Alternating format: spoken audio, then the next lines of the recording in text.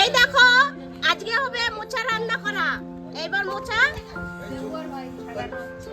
ছাড়ানো হচ্ছে। এই দেখো অনেকগুলো মোচা, লোক অনেক আছে আমরা। এই দেখো, দেখাও মোচাটা। এই দেখো এই এই ডান্ডাটা ফেলে দিতে হয়। এটা হচ্ছে মোটা মোটা সেই শিরের মতন, আর এটা হচ্ছে সেই লোকর মতন। ওটা দেখাও দিদা। এই দেখো এরকম করে ছাড়াতে হয়। এটাকে ইয়ে করে এরকম করে দেখতে থাকো। হ্যাঁ, এই দেখো ছাড়ানো হয়ে গেছে। এরকম করে ছাড়িয়ে নিতে হয়। এবার এটাকে কুচাবে। এই দেখো, এই দেখো একদম পাতলা পাতলা করে কাটছে, ছোট ছোট করে।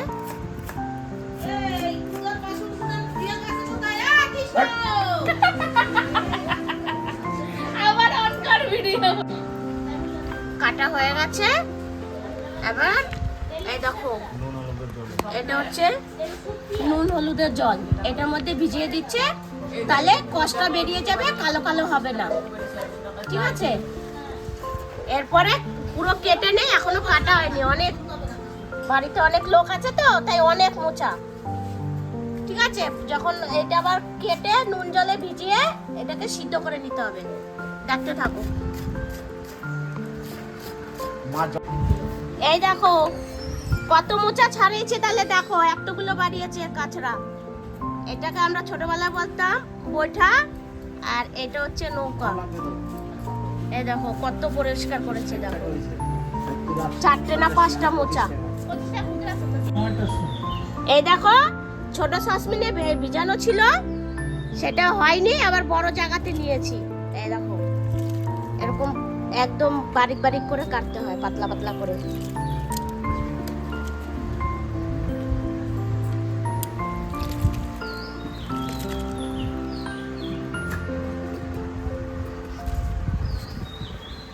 এই দেখো, দেখতে পাচ্ছ পুরোটা।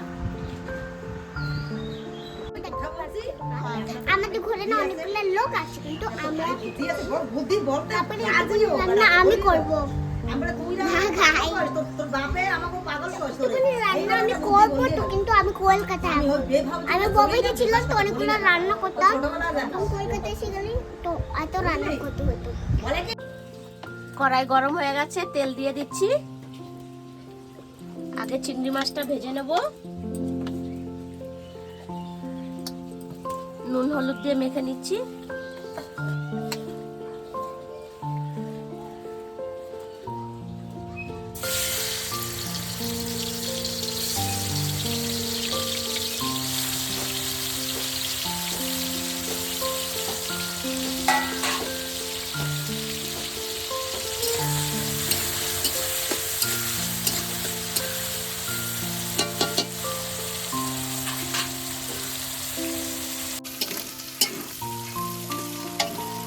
ভাজা হয়ে গেছে, এবার তুলে নিচ্ছি চিংড়ি মাছগুলো।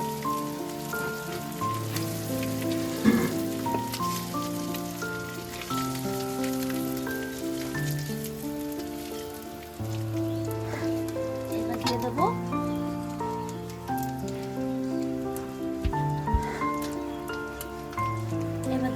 আলু। আলুগুলো একটু ভেজে নেবো ভালো করে।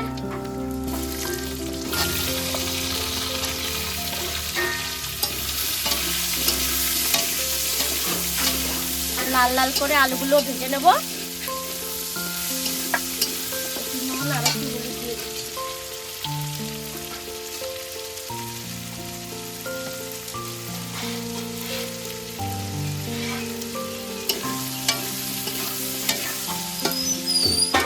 হয়ে গেছে লাল লাল করে ভাজা। এবার আলুগুলো তুলে নেব, একসাথে রেখে দেবো।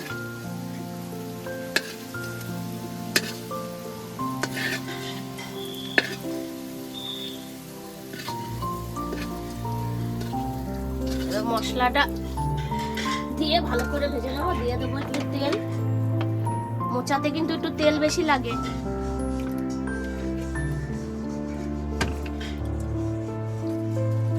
এবার দিয়ে দেবো তেজপাতা, শুকনো লঙ্কা আর দিয়ে দেবো জিরে,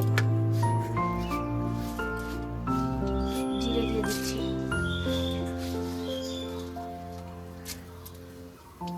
একটু লাল লাল হয়ে নিক ভালো করে। দিয়ে দেবো একটু ছোলা,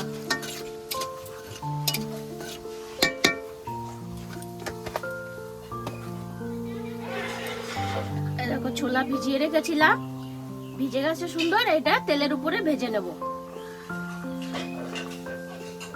একটু লাল হয়নি।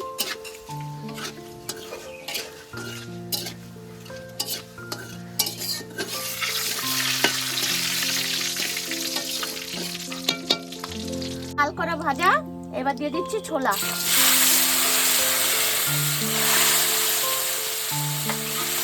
আর দিয়ে দেবো মশলা, জিরে, আদা, কাঁচা লঙ্কা। একটু ভাজা ভাজা হয়নি, তারপরে দেবো টমেটো। এটা টমেটো পেস্ট, এটা ঢেলে দিচ্ছি। এবার বাকি মশলাগুলো দিয়ে দেবো। পরিমাণ মতো নুন দিয়ে দিচ্ছি। নুন দিয়ে সিদ্ধও করেছি না। আর দিয়ে দেবো একটু শুকনো লঙ্কা, একটু পরিমাণ মতন হলুদ, আর দিয়ে দেবো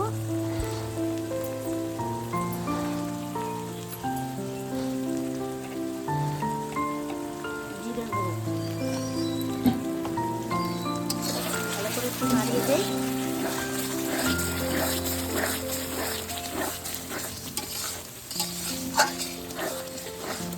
একটু ঢাকাটা দিয়ে দে, তাহলে তাড়াতাড়ি মশলাটা কষে যাবে। মশলাটা ভাজা হয়ে গেছে। এবার মোচাটা দিয়ে দেবো, সিদ্ধ করে রেখেছি এটা।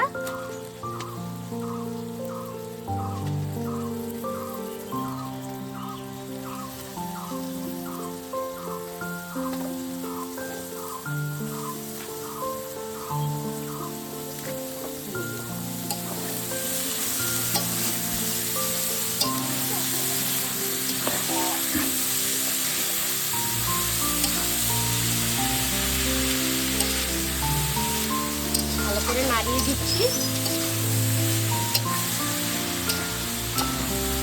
এখন একটু ঢাকা দিয়ে দেবো, পরে ভালো করে ভাজা ভাজা হবে, তখন আলু আর চিংড়ি মাছটা দিয়ে দেবো।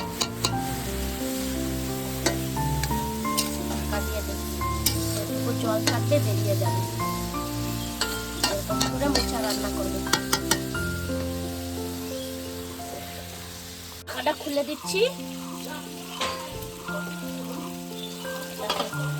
তেল ছেড়ে দিয়েছে, অনেকটাই হয়ে গেছে। একদম জল শুকিয়ে না পুরো ভাজা ভাজা হয়ে যাবে। এবার দিয়ে দেবো আলু আর চিংড়ি মাছটা।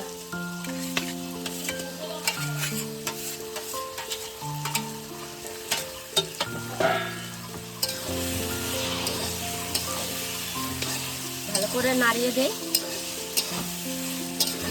একদম পুরো তেল ছেড়ে না পুরো ভাজা ভাজা হয়ে যাবে। পরিমাণ মতো একটু চিনি দিয়ে দেয়। মিষ্টি হবে না, আমরা মিষ্টি খাই না, এমনি একটু জাস্ট একটু চিনি দিয়ে দিলাম অল্প, নুনটা ভাবটা কাটার জন্য।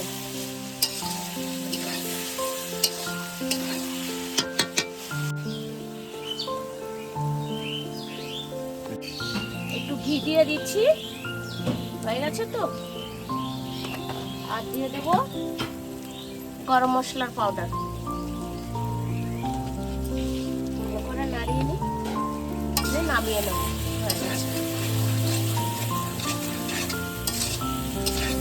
দেখো এক জায়গায় চলে আসছে, তার মানে এটা হয়ে গেছে। খুন্তিতে আর তেল দেখা যাচ্ছে, মানে ভাজা ভাজা হয়ে গেছে একদম পুরো সুন্দর। এটা ভাজা হবে না, এটা ঘন্ট হবে, কিন্তু আমরা ভাজাই বলি। ভালো করে মিক্স করে নিই।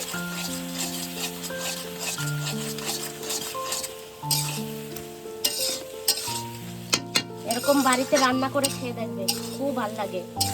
কাঠের উনানে তো আরো সুন্দর হয়, গ্যাসের দিয়ে ভালো হয় কাঠের উনানে। এবার বাটিতে ঢেলে নিচ্ছি। এই দেখো হয়ে গেছে। এরকম রান্না করে খেয়ে দেখবে, খুব ভালো হয়। হ্যাঁ, রান্নাটা দেখিয়েছি, আজকে খাওয়াটাও দেখাবো।